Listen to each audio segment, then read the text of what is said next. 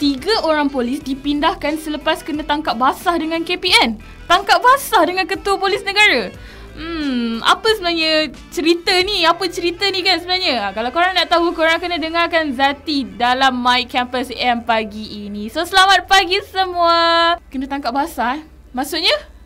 So, kalau korang nak tahu, korang kena stay dengarkan Zati sampai pukul 11.30 nanti. Hanya di My... Sampai pukul 11? Sampai pukul 11 nanti, okay? Hanya di My Campus Radio. Jom bersama. And hari ni kita bercakap pasal topik 3 polis ditegur oleh KPN. KPN tu Ketua Polis Negara, okay? Kita bukan nak burukkan polis ke apa, tak. Kita just nak bertanyakan pendapat pasal isu hari ni dekat warga-warga kampus kita dekat luar sana, okay? Kenapa kita buat topik hari ni? Sebab ia berkaitan dengan satu isu yang baru saja berlaku pada 29 Jun ataupun pada bulan Jun lah, akhir bulan Jun, okay? 3 anggota polis peronda dikenakan tindakan disiplin selepas dimarahi Ketua Polis Negara yang mengesan mereka melangkaui kuasa dengan memeriksa seorang pendatang asing wanita.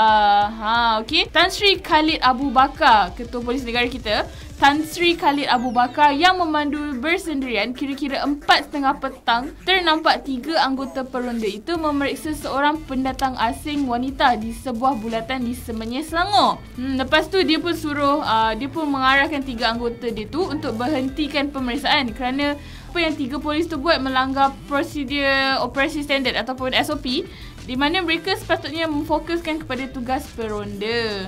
Yes, okay, and Tan Sri Khalid ni kemudiannya dia hubungi pegawai atasan 3 anggota peronda berpangkat Lance Corporal dan Constable dan mengarahkan tindakan disiplin diambil terhadap mereka. Dan akibatnya 3 anggota polis tu diarahkan untuk melakukan kawal bersenjata selama 2 jam dari 11 pagi sampai 1 tengah hari di Balai Polis Semenyih dan dipindahkan untuk menjaga kaunter pertanyaan selama sebulan.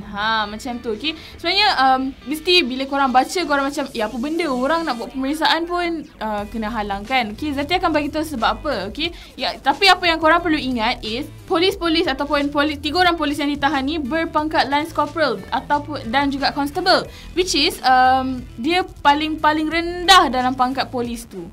So bayangkan bila yang paling rendah, yang paling tinggi tegur yang paling rendah. So macam mana kan? Okay, Zati akan, korang mesti tak faham punya. Tak apa, Zati akan explain lagi sekejap je lagi, okay? So kena stay tune hanya di My Campus Radio. Jom bersama. Untuk topik hari ni kita bercakap pasal isu 3 polis ditegur oleh KPN, Ketua Polis Negara, iaitu Tan Sri Khalid Abu Bakar. Okay? Untuk pengetahuan korang, dekat Malaysia ni, okay, PDRM ataupun Polis Diraja Malaysia ni ialah sebuah pasukan polis Malaysia yang terdiri daripada 11,450 orang pegawai dan anggota. Dan PDRM ni dia beribu pejabat dekat Ibu Pejabat Polis Bukit Aman, Kuala Lumpur. Okay? Dan pasukan berseragam ini dianggap unik sebab berbanding dengan negara lain, pertubuhan polis ni adalah berpusat, iaitu segala bentuk kepolisian dari polis tugas am iaitu general duties ke perisikan adalah di bawah bidang kuasanya. Okey, kini dalam menjaga keamanan awam ni, okay, PDRM dibantu oleh kumpulan sokongan yang terdiri daripada polis tambahan, sukarelawan simpanan polis, polis bantuan, kadet polis dan juga kaki tangan awam. Okey, antara Persatuan Bekas Polis dan Tentera yang ada ialah Persatuan Bekas Polis dan Tentera Malaysia tu yang biasalah punya kan. Okey. Okey. So macam yang Zati cakapkan tadi, pertubuhan ni adalah semua bentuk kepolisian ni ada dalam tugas am ataupun general duties sampai ke bidang forensik. Maksudnya polis ni ada banyak sangat department dia. Ada forensik, ada cyber, ada general duties. Okey, yang general duties ni yang sekarang ni kita tengah bercakap ni. Okey. Okey, macam tadi disebutkan tadi, 3 orang polis yang ditahan tu merupakan seorang Lance Corporal dan merupakan Lance Corporal dan juga Constable, which is kalau Constable tu dah pangkat penjawat am. Is it? Macam tu lah lebih kurang. Okay, yang paling rendah sekali dalam satu position polis tu. Okay, so apa yang diorang buat, diorang sepatutnya memfokuskan kepada perondaan, which is diorang hanya perlu meronda.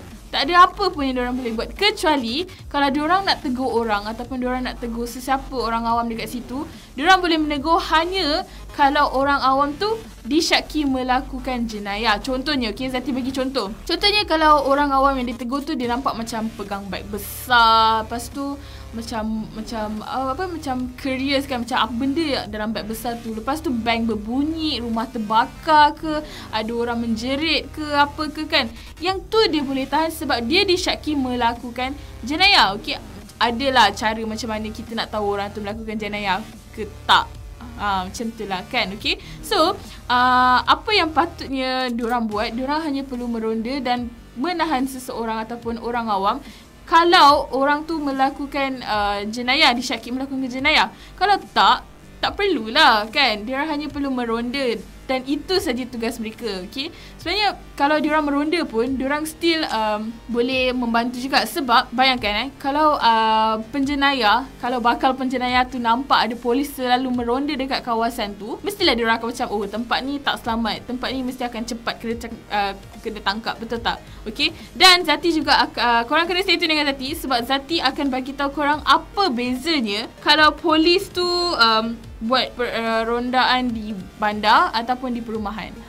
Dan Zati akan dapatkan beberapa orang caller untuk bertanyakan soalan-soalan ini. So korang kena stay tune hanya di My Campus Radio. Jumpa bersama.